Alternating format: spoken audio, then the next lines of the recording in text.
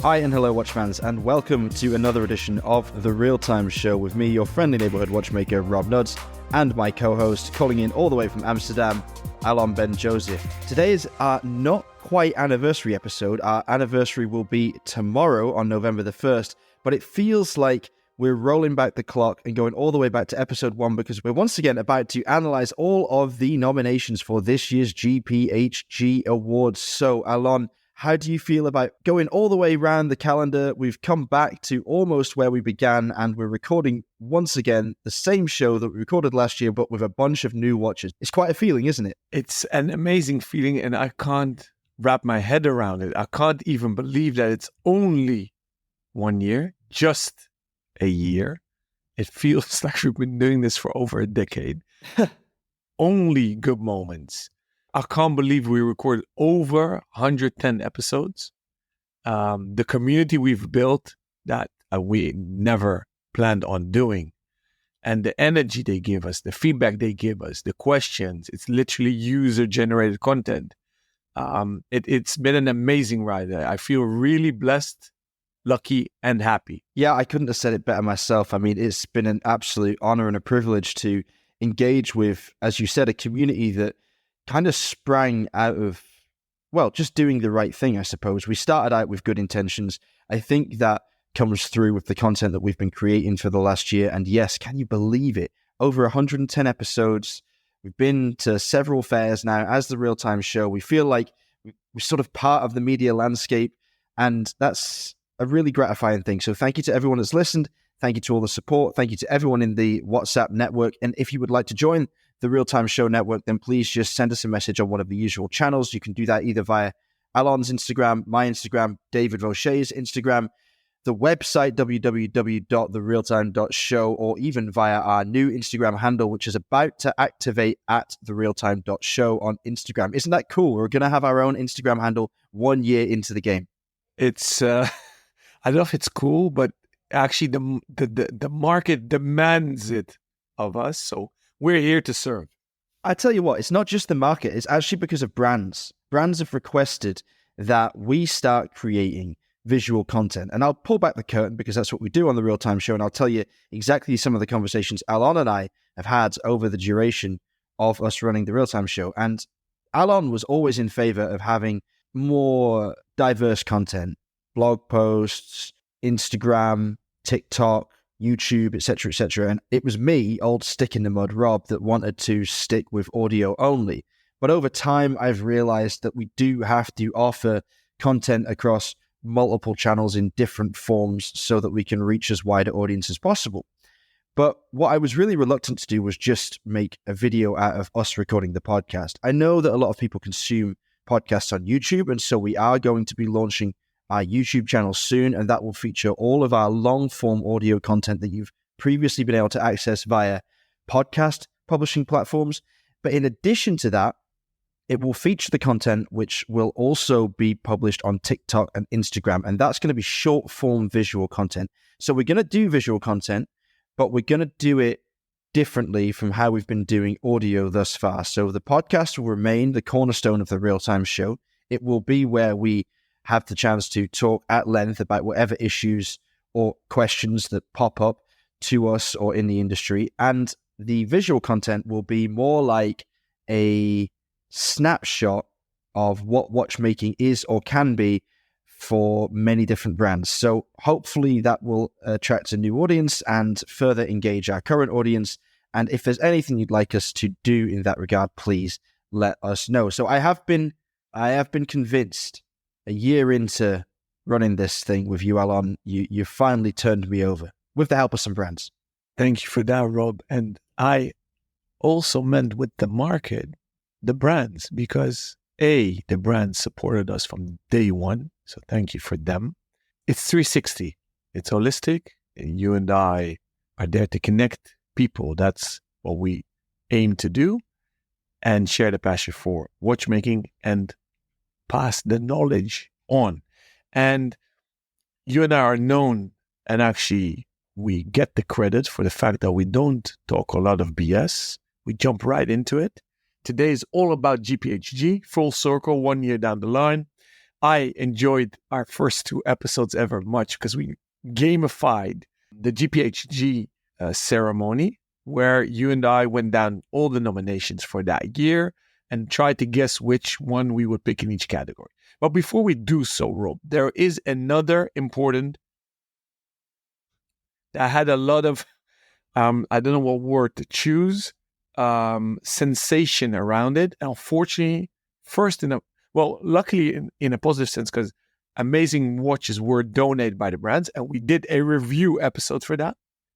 But there was also negative sensation around it, because suddenly there was criticism about what was done with the funds for Only Watch. So, Rob, can you bring our listeners up to speed for those that are not aware of what happened and what is going to happen? Well, a lot has happened. What is going to happen is yet to be determined. Only Watch, for anyone that doesn't know, is a biennial charity auction of luxury timepieces. As Only Watch describes it, made by the finest watchmakers for research into Duchenne muscular dystrophy, which is a devastating condition from which some people suffer, and Only Watch committed through its foundation to fund research into a cure, or at least for better care for people suffering from this condition. So this year was the 10th edition of Only Watch, which is amazing. There's been 9 editions before. They've all been very successful. They've always generated headlines. They've given brands a chance to do things they wouldn't otherwise do. In some cases, we've seen brands team up to create incredible timepieces like Urwerk and Depatune, for example. Brands you would never expect to collaborate, and just bringing a lot of fun to the industry and a lot of smiles to people's faces. However, this year, some questions were raised about exactly what was happening to the money raised by the Only Watch auction. To cut a long story short, the questions raised have resulted in Only Watch being postponed as it stands to 2024, and who knows whether it will go ahead anyway.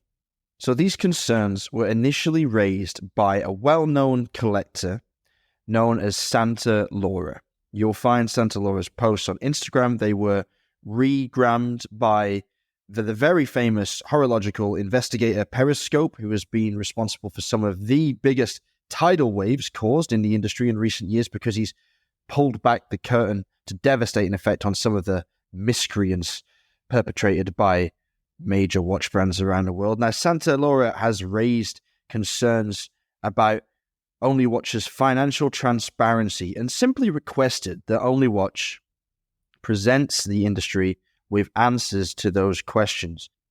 To say the least, the answers have not been sufficient. They have not answered the questions directly, and certainly not with the level of transparency that would have been necessary to dispel any concerns about the genuineness of the cause. Now, it's a tricky situation because Luke Pettivino, the founder of Only Watch, does have a strong personal tie to the charity that the Only Watch auction was designed to support.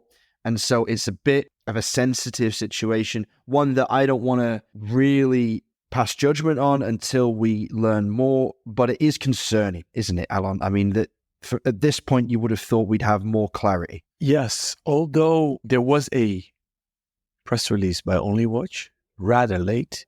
Since this topic was raised, they responded rather late, slowly, and released a bit of corporate governance, some documents from the accountant, and in the end they postponed, and only then they came out with a rather thorough message, press release, and loads of documents. So I tried to start reading them. I was on a plane ride, so usually when I need to do very focused reading and industry news, I do that often on planes because nobody literally can disturb me. But I personally switch off because people want to hear also our opinion. So I'm very curious what you think, Rob. But I'll just jump in to keep the speed up because we have a lot of ground to cover today.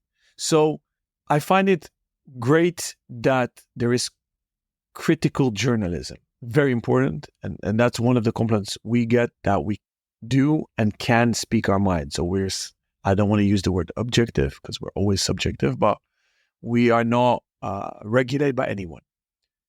Now, to raise critical questions and being critical of fundraising organizations is good. The thing I didn't like, it was spun into sensational news. And I believe Periscope did that. And I don't want to criticize him, but the story was that a friend of his had a son that had the illness. And why wasn't he getting funds from OnlyWatch? And it was spun into that direction. At a certain point, that took over the whole story. And the feedback was, well, if a child is hungry and UN doesn't give it food, then is UN bad? That was an analogy raised. But what I find tricky is a lot of people are not aware that many fundraising organizations, so charities and non-government organizations, NGOs, etc., have a big overhead. And obviously that overhead is paid from the funds they receive. Now, in the Netherlands, to get accredited as an official charitable institution that where you can get tax deductible bills as a donator, one of the rules is that you cannot have a higher overhead than 25% of the funds that you receive. That's an example, a benchmark, let's say.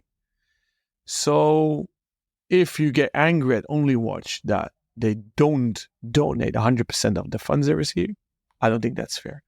But the criticism was, it wasn't transparent what is being donated and what has been done with the funds, okay? I believe that if I understood it correctly, up until now, the funds that OnlyWatch used is 50% all the funds raised in the 9 charitable auctions, and they do more fundraising because they want to keep reserves. Now, I didn't find in the documentation how much is overhead, but I have to be honest, I didn't dig that deep because I'm sad that brands start pulling out. I think Audemars Piguet was the first one to pull out their watch before the auction was postponed. It's charity. And even if hypothetically the overhead is 50%, my theory is it's always better to have something than nothing. So what happened here is I'm all for critical questioning, critical thinking, and criticism. But if it becomes sensational and we have this herd-like behavior, then it's a pity because now I'm happy they postponed, but I really hope that postponing doesn't result in cancellation of the auction because then a lot of millions disappear that should have gone to charity and research and making this world a better place and saving children. Very good points. I think that you're absolutely right about the way that it was sensationalized and how the story, the human story that was used as emotional blackmail, I suppose, to tribalize the anti-OnlyWatch brigade was unfortunate. That really undermined the original request for information because that just turns it into something else. Like, obviously, you can't help everybody. And that's really not the point. Like, it distracted from the point. Santa Laura's request was fair enough.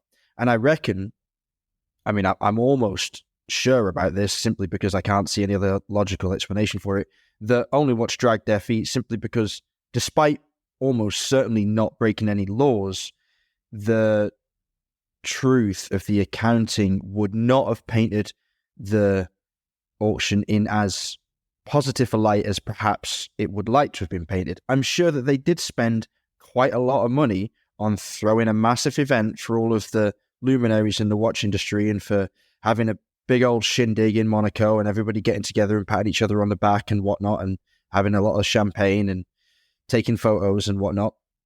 I'm sure they did. And that maybe leaves a sour taste in some people's mouths. It didn't bother me. I mean, I'm not a moron. I'm sure nobody assessing this critically is a moron, and everybody would have realized that the kind of event that they're spinning and the kind of coverage that they have doesn't come for free in most cases. But shining a light on it, yeah, in the situation they find themselves with Santa Laura asking those pointed questions, the only response is an immediate, completely transparent and honest one. And you have to start from that point. If you don't start from that point, then you're never going to look good. Coming out with all of the documentation weeks after the fact, when your existence is hanging by a thread, it's too late. Yes, it wouldn't have looked great to say, okay, yeah, we have an overhead of like 50%, for example. But at least you could say, like, it's more than just a charity auction. It is also a celebration of watchmaking culture. And by its nature and by its location, it doesn't come cheap. So, yeah, it's a mess now, basically. But it's a shame because it's a nice event. We enjoy it. And it does do more good than bad, I think. But it should have been straight up from the get-go. You've summarized it beautifully. Thank you for that. And what I wanted to add to it, one criticism was aired also about the brands, that how come they never did due diligence? A lot is done in good faith. In the watch business, we talked about it. I come from the diamond business, the watch business, and I always reminisce about the good old times, like an old man that I am. Don't think I am, but I am, is that everything was better back in the day because a lot was done in good faith and you trust people. But one of the criticism is that brands copy each other. They follow each other without asking critical questions. So I still want to believe that Luc Pittavino dealt and deals in good faith. And he, as you said, he didn't do anything illegal, I believe. And I was surprised that AP pulled out because actually, in my humble opinion, it reflected bad on them. Because A, they didn't do their due diligence, so shame on them. And they pulled out without having all the facts. So it seemed they wanted to damage control, but I kind of feel it blew up in their face. So let's finish up on a positive note. Let's hope we all learn from this. We live in a world where transparency is demanded, is needed. So I hope that Only Watch will definitely take place next year. Going from that event to the next event, the Oscars of the watchmaking industry, the GPHG Awards 2023. Rob, I suggest that our dear listeners, like last year, we got great feedback. They loved this game.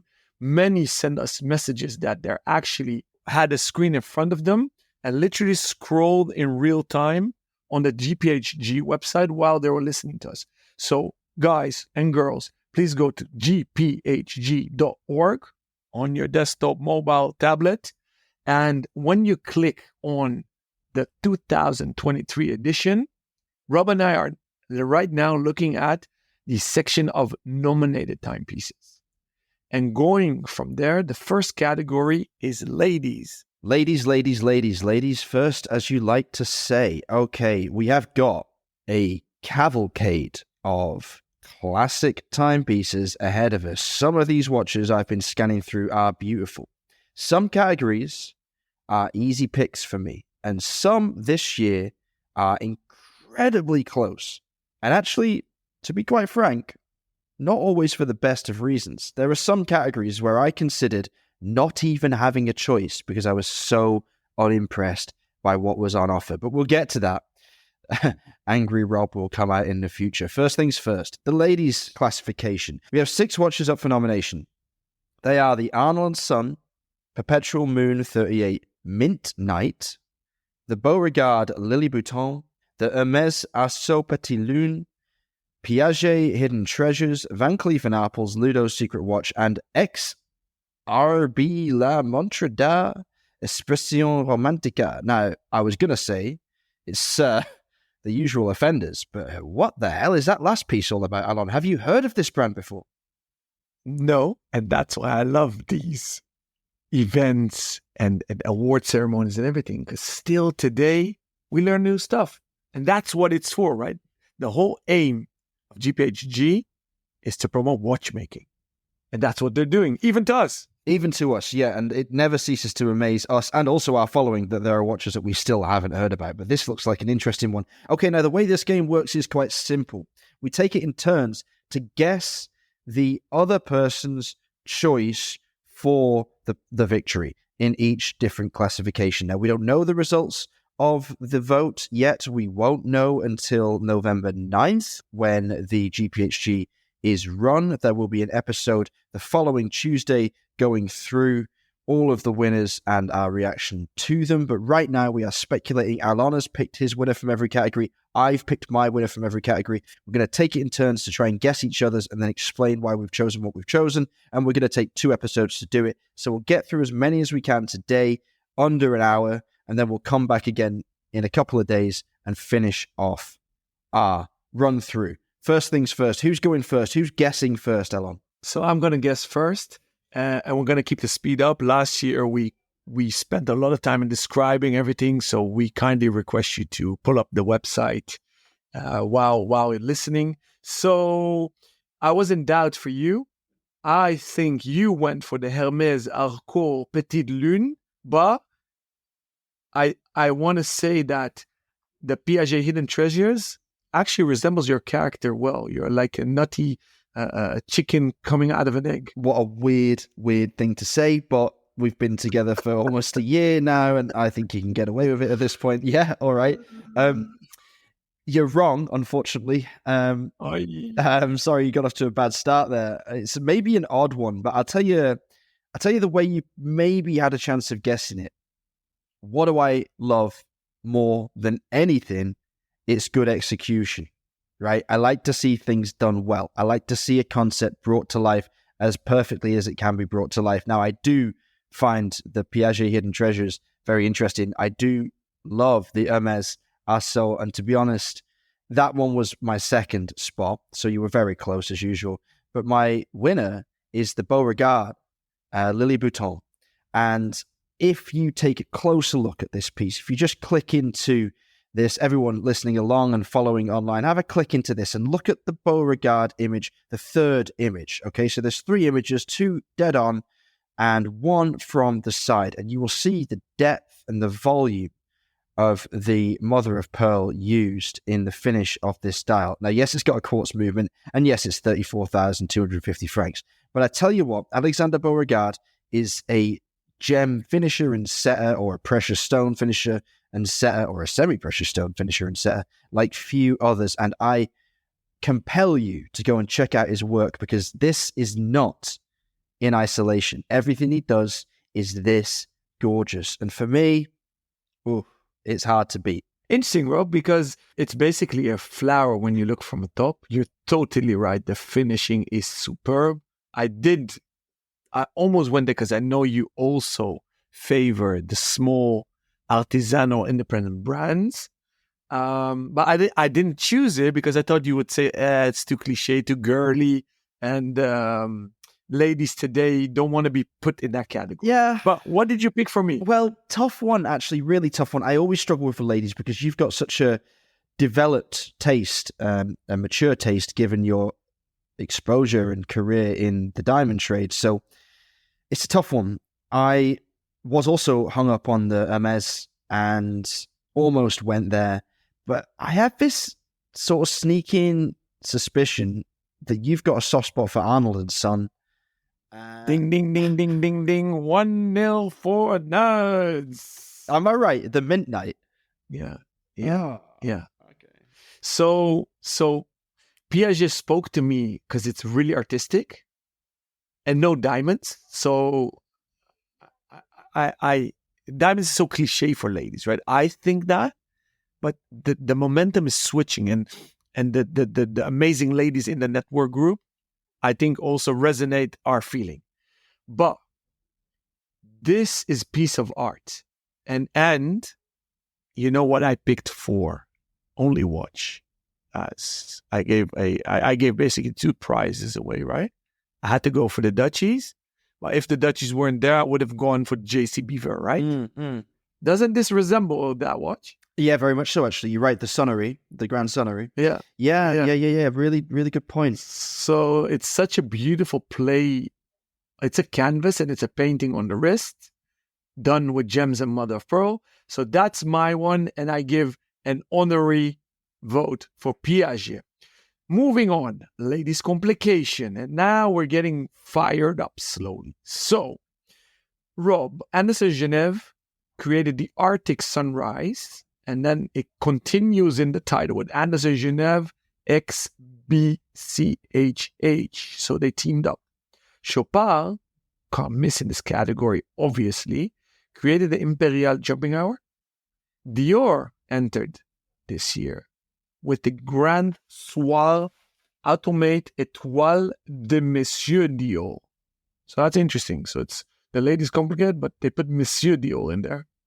Gucci, which by the way is taking the watch world again by storm in the horlogerie segment, got nominated with the G Timeless Planetarium with diamond-studded stars.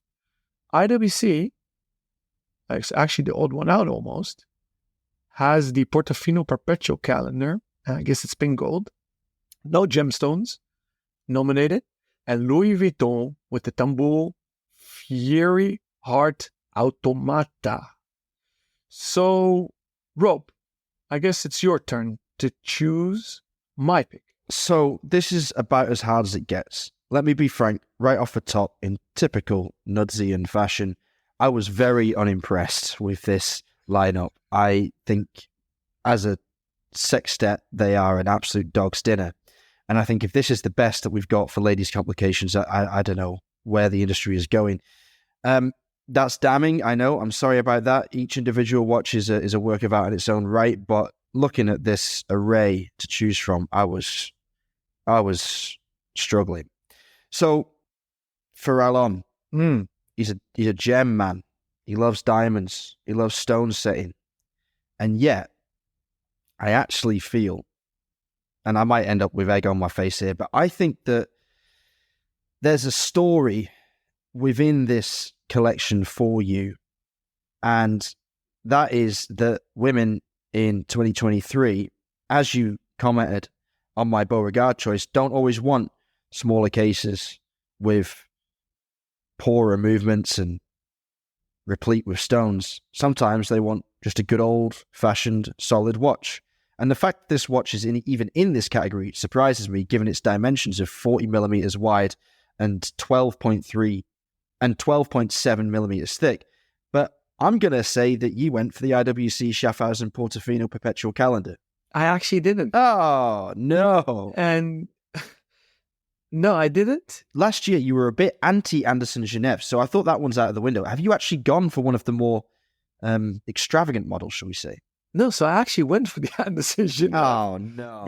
Because I am a gem man and a diamonds man indeed.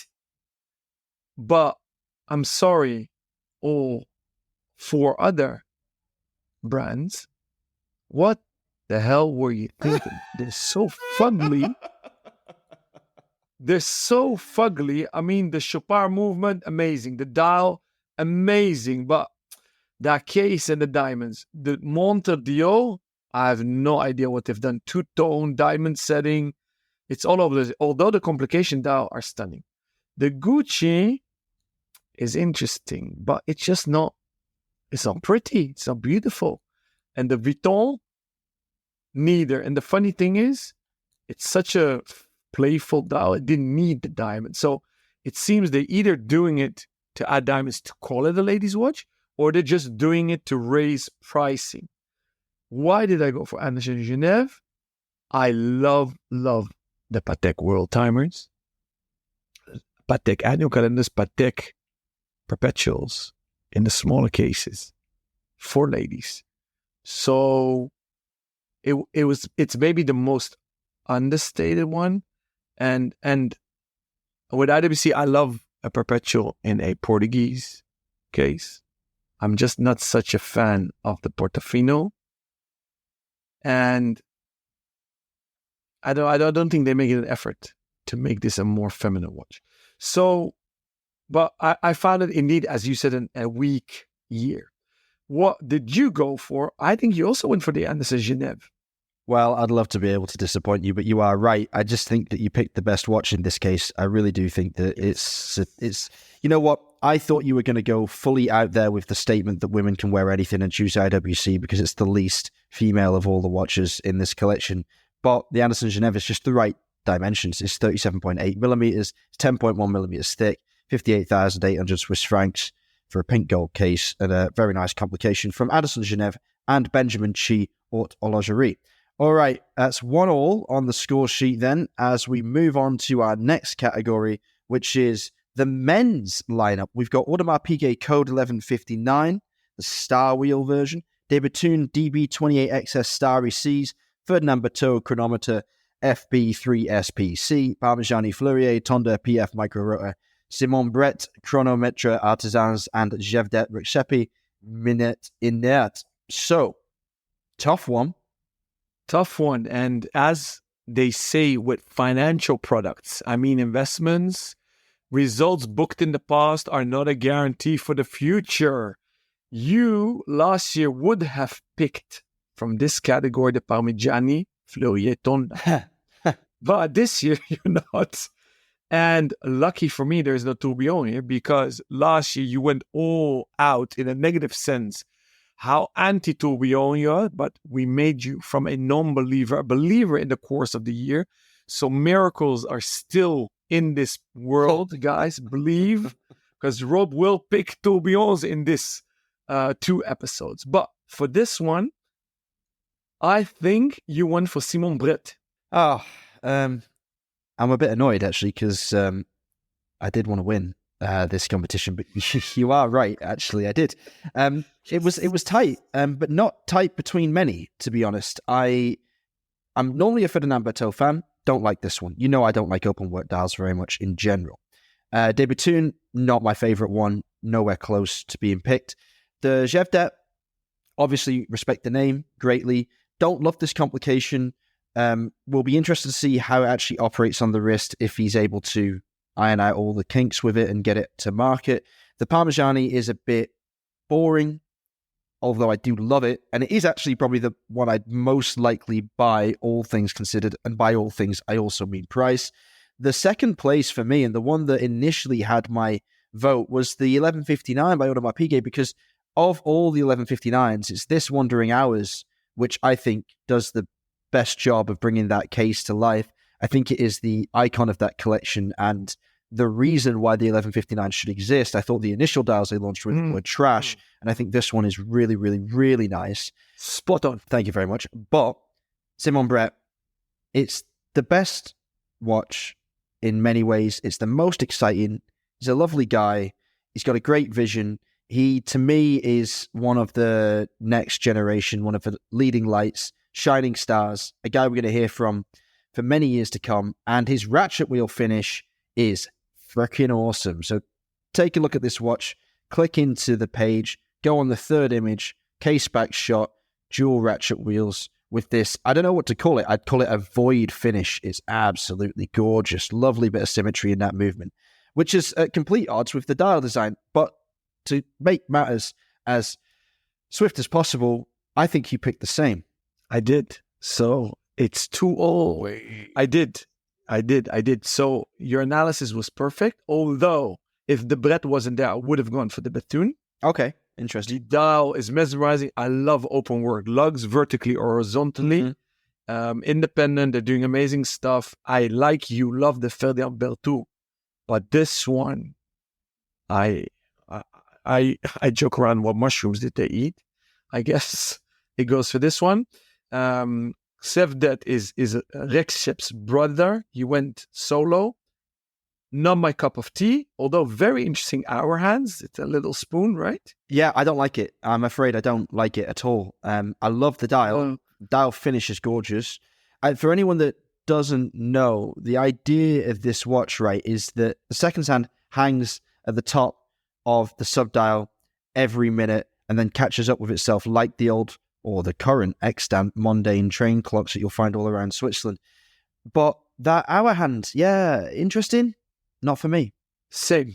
And you literally took the words out of my mouth about the code 1159. So if the Bethune wasn't there and the Simon Brett wasn't there, I guess I would have gone for the Code 1159. I do love that case from day one. We've discussed it on air. Compliments to Adem Piquet because we gave them a lot of bollocking in the previous year for lack of innovation and creativity, and they keep on milking the same cow. And thank you for bringing back the Star Wheel. Finally, the original Star Wheel was amazing. If you haven't seen it, Google it, because they were sapphire discs. Bit of a boring case, but the contradiction between the ultra modernity of those sapphire transparent discs and this wandering hour. But they're a bit late to the party, aren't they? They should have brought this back, but you're totally right. I'm happy they didn't do it in the Royal Oak. It's a match made in heaven. The Star Wheel with the Code 1159 case. Congratulations, Adem Piquet, and wish you the best. Yeah, I see it as almost a soft reset of that entire Code 1159 collection. They finally found their feet with it, and thank goodness, because there are few brands as mono model as Audemars Piguet, and it needs to get away from that because it has a heritage that deserves better. Just one little side note, something funny I noticed. So that I mentioned that, like, all things considered, price as well regarding the Parmigiani. That's actually a fully platinum Parmigiani, and it has a price tag of 85,000 francs, which is 31,150 francs more than the Simon Brett, which is only 53,850. So I take it back. I wouldn't buy that particular Parmigiani. I do love it. I love the dimensions, 40 millimeters by 7.8 mil, but the winner here is Brett. So take us on to the next category, Alan. So the third category is the men's complication. We have the first entrant, Altia, Tiny Purity Tourbillon Chameleon. Second is Adem Piquet again, with the Royal Oak concept, split seconds, chronograph, GMT, large date. As it sounds, long and complicated, the watch is exactly that. Beauvais is back. The brand full name is Beauvais 1822 with the Recital 27. And it seems they have listened to us, Rob. So this is going to be a very interesting pick this year. And we haven't got them on air, which we said we would. We did invite them. We did get them confirmed. Unfortunately, we had to reschedule due to calendar issues, but we will always deliver on our promise. Beauvais will come on air. Now, the fourth entrant is again Parmigiani Fleurier, this time with a Tonda Minute Rattrapante. That's a lovely watch. That is a lovely watch. Oh, he's giving me a hint here. 28,000. And girls. That's a good price for a Parmigiani. 28,000. Nice. Or do you think he's throwing me off, guys? Is he trying to trick me here? Fifth entrant or nomination, Piaget with the Polo Perpetual Calendar Ultra Thin. Last one, Vutilenen with the World Timer in a cushion-ish shaped case. Very interesting one. So I believe it's your turn, Rob. What did I pick? Okay. Tough one. Yeah, I'm kind of between two. I'd actually be amazed if these weren't your top two. And one is kind of the obvious pick, but I'm not going to go for the obvious pick because I think that you have, having seen it in real life and played with it, maybe a little bit of an emotional connection to the one that I'm going to choose. I think you've gone for the Artia, to be honest. Ding, ding, ding, yes. ding, ding. Yes. Yes. I had the Voutilainen in second place. I might be wrong with that because the Beauvais is gorgeous, but I thought that you were between the Voutilainen and the Artia. You know what, Rob? We knew each other very well before we started the real-time show, but hanging out so much virtually and physically, many hours, your analogy was spot on. Yes. I don't know if I would have chosen the Altia if I hadn't had it in my hands. I think they chose the wrong one. They should have done the watermelon. Oh, yeah. That was cool. For this year. Yeah. Because now on a picture, you're like, oh, what the F is this? Yellow sapphire. But because I've held it and the emotional connection, I want it to win. But I really believe it's a watch that deserves a prize. They all do. Although my Northern Star in these award ceremonies are, they need to bring something new to the table. I want innovation as well, or utter beauty, okay? Sheer beauty. So is the Parmigiani innovative? No, I believe they already won a prize for a minute rattrapant, which is an amazing caliber. And you know I love Parmigiani. I have had the honor to deal a lot with Michel and Guido Terrini, but it's not new. So I don't think they deserve a prize this year. Piaget, I don't think the caliber is new. The polos are new. The caliber is new. So I'm not getting excited. Beautiful watch. Now, sorry, but the concept Royal Oak is fugly. I do want to give a big shout out to Beauvais. Yeah. They're almost there. I almost would have picked it. I really want them to win a prize because it seems they listen. It's actually a beautiful watch. But what put me off, modern case, modern dial, everything modern. But why this old-fashioned crown with a sapphire again? Interesting. It's as if they made a transition, but only 80%, not 95 or 100. You know what I'm saying? Absolutely. So your analogy was spot on. And if the Altia wasn't there, I would have gone for the Voutilanen. So very well done. Compliments. And also your reasoning behind it. So they go for the... if you hadn't visited Altia with me together, I don't think it would have made your top 3 or top 2. But I think you went for the Voutilanen. Oh no. Oh, I thought you were going to get it. I went for the Artia as well. Okay. Yeah. So I was really, really in limbo. But you know what? Congrats, Altia. You deserve it. I really hope you're going to win. I think the Voutilanen is, probably the best watch here. I'd probably say that about Voutilanen without seeing the watch. I'd assume that it was the best watch. But I actually don't love this case. I really don't like the little 3 dotted screws in the corner of it and how they are actually functional and don't line up. No, it's really not for me. The Parmigiani Tonda is for me. That is a beautiful watch. It's a gorgeous taupe-coloured dial, which works beautifully with the silvered hands and the rose gold hand and the small rose gold pusher in the crown at 3 o'clock. 28,000 Swiss francs, 40 millimeters wide, 10.7 millimeters thick. For me, that's a top watch, but it's a little bit boring to have alongside these other tour de forces. And the Artia, it's funny because it's in this complication category because of the tourbillon, not because of the case, but it's one because of the case. Because the case is interesting, the case is innovative, the case is why I would buy this watch. The case is what had us fawning over it and all others like it in the box we were shown when we visited Artia in Geneva. 155,000 francs. It is for the extremely moneyed few, but yeah, I agree with you, Alan. I think it is the one that deserves the win. So the question is, who took the vote in the next category, which is the iconic category, correct? Correct. So we have again Audemars Piguet with the offshore in full ceramic, blacked out. I believe it's a tribute. So it's the 30th anniversary of the offshore. Breitling with the Navi timer B01 with the ice blue dial and black-eyed subdials. The Chopard LUC 1860, which is actually interesting because they didn't write LU Chopard on the dial, which they usually do because it's kind of a separate brand. IWC with the Ingenieur automatic 14 steel black dial. Tag Heuer, the Carrera with the glass box sapphire. So that's a novelty for this year. And Ulysse Dardin with the Freak One. And although it's not a new caliber, the iteration is new. It's a DLC, I think, titanium with a pink gold bezel, lunette on it. So the Freak One. I guess it's yours turn to... No, it's actually my turn to go first. So, Rob, you chose... difficult one. I mean, it is tough because there's not a bad watch in the collection here.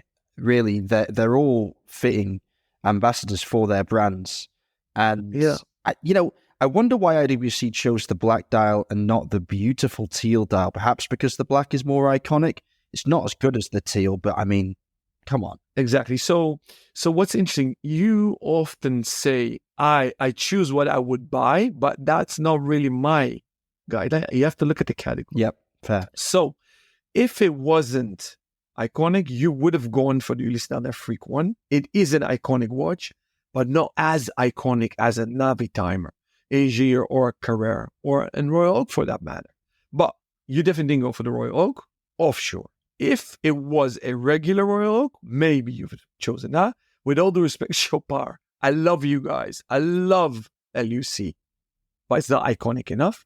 You went for the Navi Timer because you truly believe it's an iconic watch, and I know you like it, but you also did it to support our dear, dear, dear friend, Sylvain Bernot. So that's my pick for you. Well, it's a beautiful Navi Timer. I love the ice blue and the black and the red together. I think it's absolutely gorgeous, and Sylvain is a diamond, as you know, and I adore him, and I look forward to seeing the Mirage by Berneron in the iconic collection in a few years' time in the GPHG, because that would definitely get my vote. But I'm afraid, Alon, I went for the model I also think you went for, and I'd be surprised if you didn't.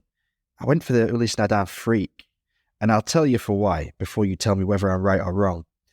I believe, and I had the pleasure of writing an article for Revolution about Ulysse Nardin the other day, and spoke at length about the Freak and how important it was, not just to the brand of Ulysse Nardin, but to the whole of the watchmaking industry. I believe that the Freak is kind of not just an icon for UN, but an icon for the modern era of material expression in watchmaking. It changed a game that needed changing in the early part of this century, because watchmaking had recovered from what looked like its bitter end in the early 80s. It had been saved by a quartz-regulated watch in the Swatch watch, and it had become something it had never been before. It had become a collector's hobby. But that wasn't enough to sustain it. It needed true experimentation. It needed true novelty. It needed real outside-the-box thinkers. And the Freak was the one, I think, that started us on the path that is to thank for entire institutions like the GPHG. If it weren't for wild horological experimentation like this, would we even have something like the GPHG? Would it have as much relevance? So I think that's the icon among icons here, and I also think it's what you chose. Am I close? Ding, ding, ding, ding, ding. Oh, wow. 4-2. Well done. So we started this discussion on air in one of the episodes and promised to get back to it. What is a definition of icon in general, and what makes a watch iconic? And we also discussed that the term iconic has been used and misused a lot in the industry, like the term manufacturer. Now, my personal opinion is an iconic watch is usually the watch that the brand is most known for, and or it's a watch that is a median, so the most wanted by buyers, consumers. So is the Navi Timer the most iconic watch of riding? Yes. Is the Carrera the most wanted together with the Monaco? Yes. Engineer? No. Is it iconic? Yes, because it was important. And your definition just now was very interesting, what you said about the Freak. And you're right, because many models put Ulysse Nardin on the map, but the Freak made them legendary, iconic. And yeah, I'm not objective. I'm very subjective. I love the Freak, and I've been wearing the Freak S a lot. I'm not a fan of the pink gold, but you know what? I'll just let it go. I almost went for the Navi Timer because you know how much I love it. I own them. I love Sylvain. But sorry, guys, in Grenchen and the Show de Fond, what mushrooms have you been eating to put an ice blue dial in such an iconic watch? Next time, don't do it, please. Oh, really? I actually love that. I think it's great. You know, the only thing I'd change is I'd make the red hand fluorescent orange, because you know I love a bit of orange, black, and blue. That's where our logo came from. And who knows? We could maybe convince Breitling to do a Navi Timer in that colorway for the real-time show one day. But there's good watches all through this collection, even the Tag Heuer, which, you know, I don't love Tag Heuer, but that's a nice Carrera. It's nice, but I love Carreras, and it's actually a lovely watch, but I can't give it an iconic award because it should have been a watch which they make that is close to the 1964 edition. So lovely modern iteration, lovely how they developed it. We always say evolution versus revolution. The 911 style, right? So it goes for Rolex, it goes for the Carrera, and Frédéric Arnault understands that game very well. So compliments to them. IWC, shame on you. We've discussed it in length, especially after Watches and Wonders. You finally brought back an icon, one that Gerald Genta designed, I believe in 76. Why did it take so long? And why did you not make it really close to the icon? Why did you make two models? I have to say, though, I was very critical after trying it on at Watches and Wonders and on air several times. I did try it on again during my last trip to IWC while I was waiting for Barney, one of our esteemed members of the Real Time Show Network. Legend. So I killed some time in their IWC shopping shop, and they actually had it in stock. So I kept it on my wrist for 10 minutes, and it disappointed me less. So to end this category on a positive note. High praise. No, I fucking love the Engineer as a design. I think it's the best version of it ever. I think that the teal dial version is absolutely heavenly. But the price is nonsense. I said it right from the start, 12,000 francs. Like, they came at the wrong time with this at that price. We are all seeing what's happening across the industry. Secondary markets are collapsing. All the brands that have believed in themselves a little bit too much, believed their own hype, have stuck out new models with ridiculous retail prices. Nobody wants them at that price. Okay, the Engineer's obviously selling enough to keep IWC happy, but it's not keeping the community happy. I'm annoyed. If it was $8,000, I'd buy one with discount. But I love it. I think it's a great watch. It's just a badly positioned watch. And the Carrera, just one more thing to say about that.